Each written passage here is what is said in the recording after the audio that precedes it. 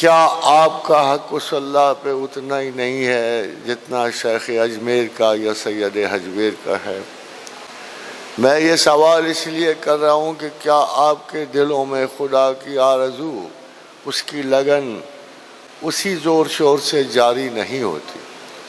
کسی کی عمر کا تقاضا، جوانی 3 چیزوں کے خلاف بغاوت کرتی ہے: حکمرانوں کے خلاف، پدرانہ تصرف کے خلاف اور معاشرے کے خلاف۔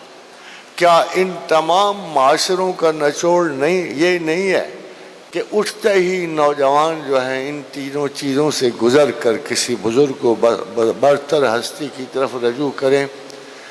کیا مسلمانوں کا شعور ایسا ہی نہیں ہے؟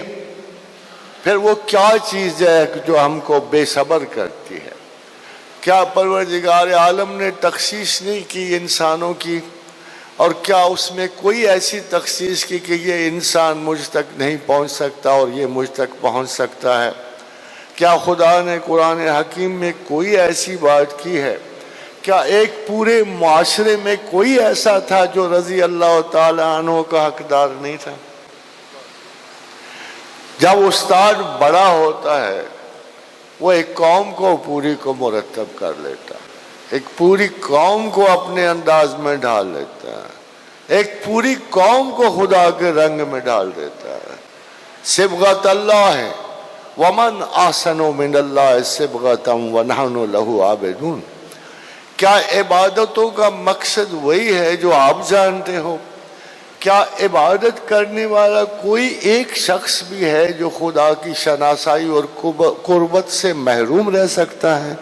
میرے ذہن میں خواتین و حضرات ایسا کوئی تصور موجود نہیں۔ میں تو اس بنیاد کو جانتا ہوں جب اللہ نے انسانوں کو پیدا کرنا شروع کیا 1 بلین سال پہلے، 1 ارب سال پہلے، جب زمین پہ انسان کا پہلا سراغ رکھا گیا، حل اتی علی الانسان حین من الدہر لم یکن شیئا مذکورا، تب تو تم کوئی شے نہ تھے۔ اے انسانوں، تب تو تم کوئی شے نہ تھے، تمہارا ذکر تک نہ تھا مخلوقات میں، تو تم کسی کائی میں اٹکے ہوئے، کسی ویرانے میں جڑے ہوئے، کسی کیکٹس کے ساتھ لگے ہوئے ایک معمولی سے ذرہ حیات میں تھے۔ پھر اس نے انا خلقنا الانسان، پہلے حصے پہ انسان کا بھی لقب نہیں لگتا، پھر انا خلقنا الانسان من نطفۃ امشاج، پھر میں نے تمہیں سنگل سیل سے ڈبل سیل میں ڈال دیا، پھر لنبتلیہ، پھر چاہا کہ آزماؤں، اس کو آگے لے جاؤں، پرکھوں، اس کو سراپا دوں، شکل دوں، روپ دوں، رنگ دوں۔ تو پھر میں نے کیا کیا؟ لنبتلیہ فجعلناہ سمیعا بصیرا، سماعت دی، بصارت دی۔ بظاہر اب یہ انسان لگتا تھا، مگر آپ کو پتہ ہے کہ سائنسز اس کی تائید میں کیا کہتی ہیں کہ 80 کروڑ سال پہلے تک انسان نہیں لگتا تھا، بلکہ وہ تمام خواب جو اب بدروحوں کی شکل میں آپ آتے ہیں، یہ دراصل آپ کے 80 کروڑ سال کے پہلے آباء و اجداد کے ہیں۔ کسی کا انڈے کا سر، کسی لمبی سی ناک، کسی کے خوفناک ہیولے جو آج بھی کبھی کبھی ویسٹیجیل آرگنز کی طرف آپ کی طرف پلٹتے ہیں، تب وہ انسان لگتا تھا۔ پھر خدا نے کہا انا ہدیناہ السبیل، پھر رشد و ہدایت کا ایک سلسلہ دیا، اس کو سمجھایا، پڑھایا۔ سب سے پہلا استاد خدا تھا، اسی لیے undoubtedly without any doubt سب سے پہلا پیشہ استادی کا ہے، اور سب سے معزز ترین استاد رب کریم آپ تھے، اور سب سے پہلی کتاب میں پہلا لیسن بھی یہی دیا کہ پڑھ، اقرأ باسم ربک الذی خلق۔ تو یہ استادی کے وہ سلسلے ختم نہیں ہوئے تھے، مگر ایک بات کامن تھی کہ آپ میں سے کوئی مسلمان اگر آرزو خداوند کے مرض میں مبتلا ہو تو اس کو شفا اللہ کے حضور سے ملتی ہے۔ اگر کوئی آپ میں سے اس کی ہمسائیگی کی خواہش رکھے تو خدا ضرور اسے اپنی ہمسائیگی میں داخل کرتا ہے۔ اِنَّا هَدَيْنَاهُ السَّبِيلَ تمام عقل و شعور کا ایک اور فرسٹ پرائیورٹی کا لیسن صرف ایک تھا، اما شاکرم و اما کفورا، چاہو تو مجھے مانو، چاہو تو میرا انکار کر دو۔ کوئی اتنی بڑی طاقت والا جسے آپ اومنی پوٹنٹ، اومنی سینٹ، جسے آپ کہتے ہو کہ یہ اومنی پریزنٹ ہے، جو ہر مقام پہ حاضر ہے، ہر شے سے زیادہ طاقتور ہے، جو ہر چیز پہ نظر رکھتا ہے، انہو لسمیع علیم، کیا اتنا مہربان بھی ہو سکتا ہے کہ آپ کو چوائس دے دے، اما شاکرم و اما کفورا، چاہو تو مجھے مانو، چاہو تو میرا انکار کر۔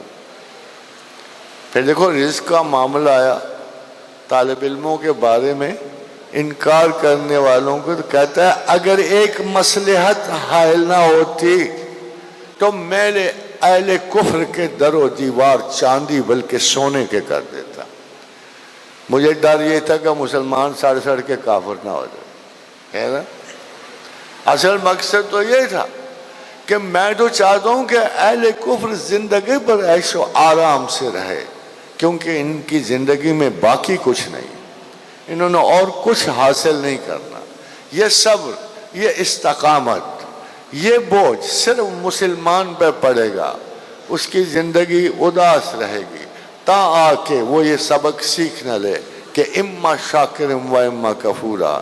جب اللہ کو تسلیم کر لے گا تو پھر اللہ کے حضور سے تین کیفیتوں سے وہ گزارا جائے گا، تین کیفیتوں سے۔ وَلَا تَهِنُوا، سستی نہ کرنا۔ اگر ہمارے ساتھ وابستہ ہو گئے ہو تو پوری کمٹمنٹ سے آنا، بے وفائی نہ کرنا، پھر کسی اور تصور کی خوبصورتی پہ مائل نہ ہو جانا۔ بڑی ساری لوبتان مغرب جو ہے آپ کے سامنے آ رہی ہیں، بہت سارے کھیل جاری ہیں اس دنیا میں۔ اگر مجھ کو چن لیا ہے پیار کے لیے تو پھر کسی اور دام فریب میں نہ آنا۔ اس لیے خداوند کریم نے کہا وَلَا تَهِنُوا، کہ سستی نہ کرنا جب تم میرے ساتھ وابستہ ہوگے۔ وہ کہتا ہے I'm fully active God، میں وہ خدا نہیں ہوں کہ آپ سست بیٹھا رہے، میں تو ہر روز نئی شان سے طلوع ہوتا ہوں، میں تو ہر وقت مصروف کار ہوتا ہوں۔ تو میں چاہتا ہوں میرے بندے بھی ہر وقت کام میں لگے رہیں، مجھ پہ اعتبار کریں۔ وَلَا تَهِنُوا وَلَا تَحْزَنُوا، غم بھی نہ کرنا۔ سیر و سیاحت میں، سفر میں بڑی مشکلات درپیش ہوتی ہیں، بڑے سایہ دار درخت نہیں آتے، صحرا آتے ہیں، ایسے بھی جگہ لمبی طوالتوں کے سفر ہوتے ہیں کہ جب پانی کا ایک قطرہ بھی نصیب نہیں ہوتا۔ تو اس سفر میں تم نہ سست ہونا نہ غم کرنا۔ اس کے صلے میں ہم بھی ایک وعدہ دیتے ہیں، وَأَنْتُمُ الْأَعْلَوْنَ إِن كُنتُم مُؤْمِنِينَ، رب کعبہ کی قسم ہے کہ تم ہی غالب ہو اگر اہل ایمان ہو تو۔ سوچو تو صحیح کہ آپ غالب کیوں نہیں ہوتے؟